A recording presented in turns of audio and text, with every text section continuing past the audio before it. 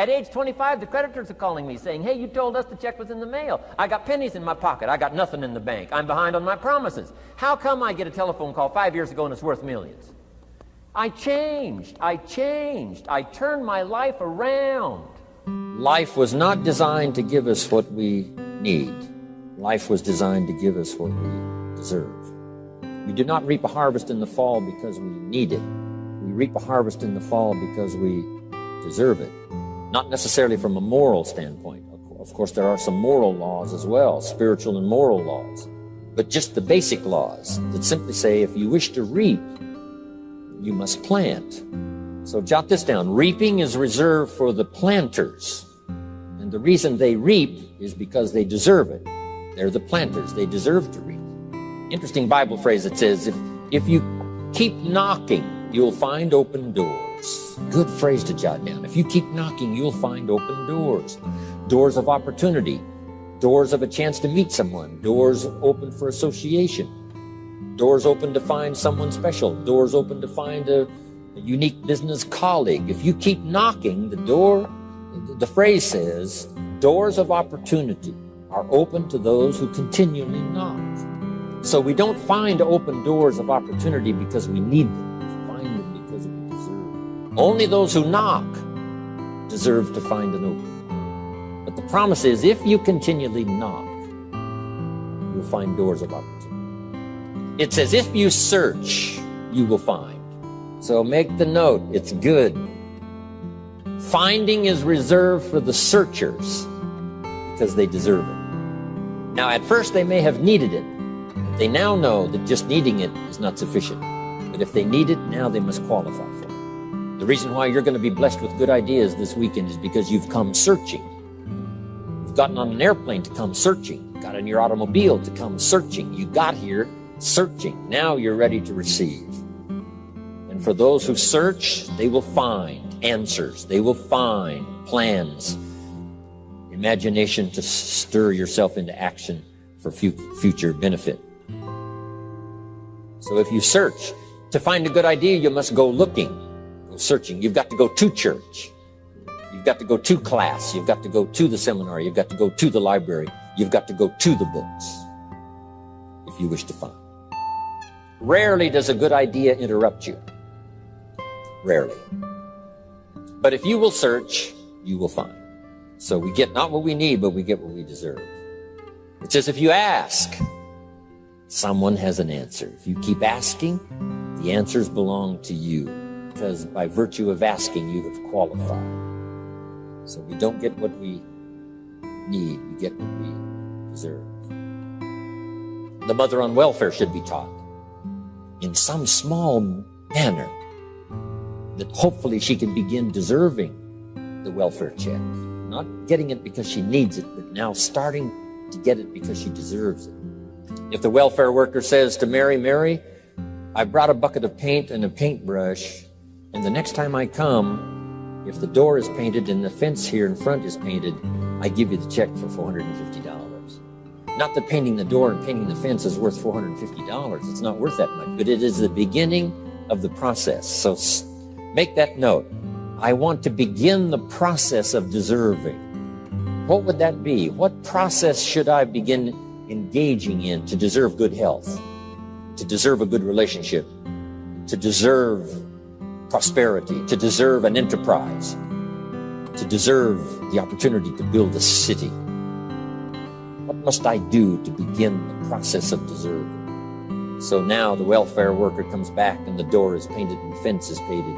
And now Mary gets the $450 to help take care of her children, not because she needs it, but because she's beginning to deserve it. Then the welfare worker thinks of some other project.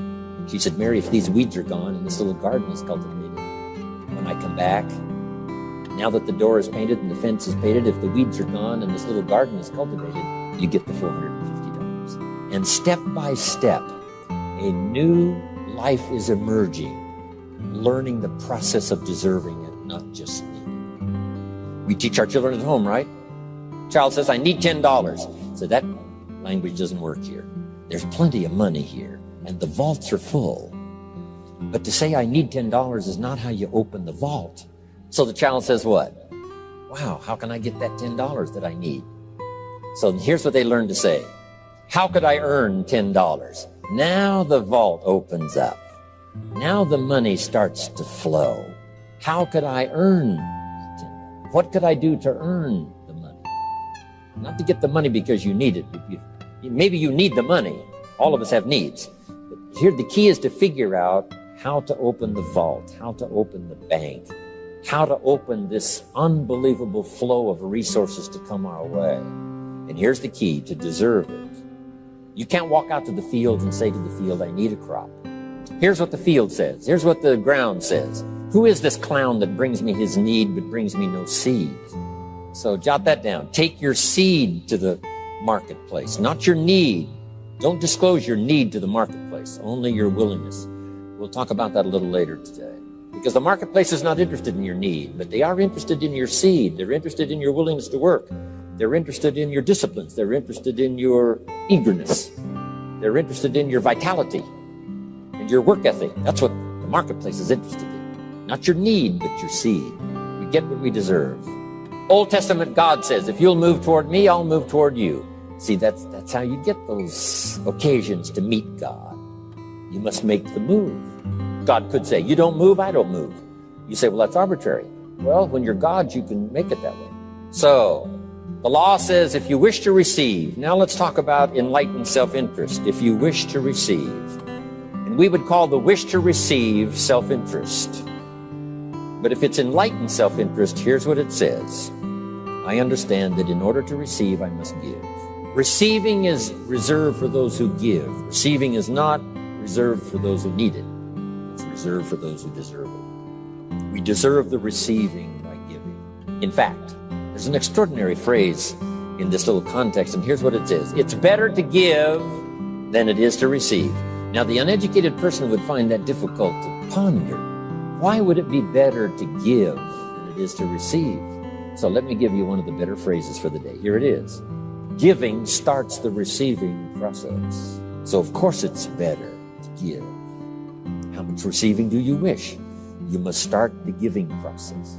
For me to receive my additional fortunes for the future. Not necessarily for the money, because I don't need the money. I take the money, but I don't need the money. But here's what I do need. For someone to say, a year from now, 5 years from now, Mr. Rohn, that seminar helped to change my life. And for whatever reason, I was brought here to this place for this time. And later someone says that. See, to receive that kind of thanks, it's unbelievable. Here's what you cannot buy. That kind of thanks. You can't buy it with money. You have to earn it. Now, let's expand a little further now. It's called the law of riches and wealth. In our own self-interest, if we wish to be rich and wealthy and prosperous and healthy and all the valuable things we can think of for the human experience, how could we get there? It's understanding the law of enlightened self-interest and the law of deserving. The question was asked in the Bible, how can we be great? What is the key to greatness?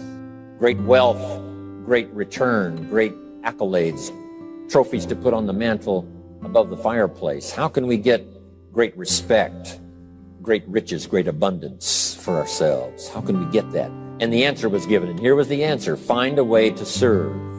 Find a way to serve the many. So I paraphrase it to read this. Service to many leads to greatness. Service to many leads to greatness.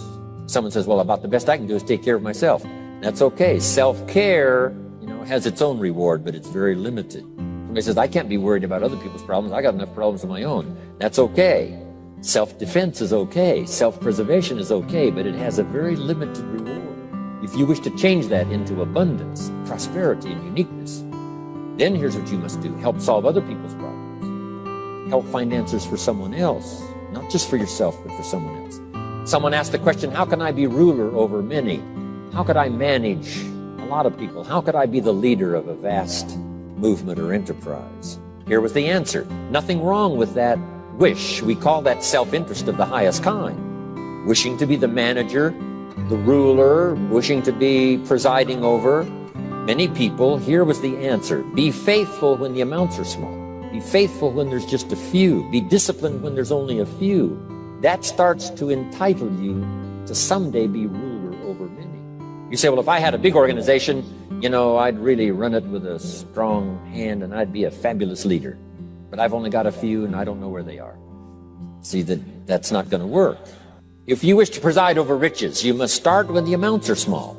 Someone says, oh, if I had a fortune, I'd really take good care of it. But I've only got a paycheck. I don't know where it goes. See, not knowing where it goes disqualifies you now for presiding over the fortune. We've all heard that, right? I don't know where it all goes. Did you ever hear that expression? Oh, we'd love to have you run the company. You don't know where it all goes. Somebody says, it just gets away from me. Oh, we'd love to have you run the world, right? It just gets away from you. Somebody says, it's only pennies and it's only a few. Here's where you begin to qualify for abundance and riches and greatness and respect, is to be disciplined when the amounts are small. Someone finds it unique, right, that this many people would come and hear what I've got to say for a whole weekend. But this is not where I started. I started with just a few. But I was so on fire with the few, trying to translate for them in my awkward ways back then. What had happened to me, my life got changed, my income got changed, my health got changed, everything got changed for the better. And now I've lived the most extraordinary life. But it started with my passion for just a few, to translate for just the few. Someone says, well, there's just a few here. Does this meeting matter when there's only a few? And the answer is yes. Jot this down. You never know who's in the audience. Whether it's a few or 1,000 or whatever. But you got to be faithful when there's just a few. Tell your story when there's just a few. Be just as passionate about ideas that can change someone's life when there's just a few. Now you begin. You're not fully qualified, but you begin the qualification to someday speak to many. Someday preside over a vast crowd. Someday be the manager or the leader of millions. It starts in those early days to deserve it. Now, jot this down. Also give yourself a chance to change. Some things I held on to that I thought this was it. I'm telling you, after a while I gave it up, found out it wasn't it.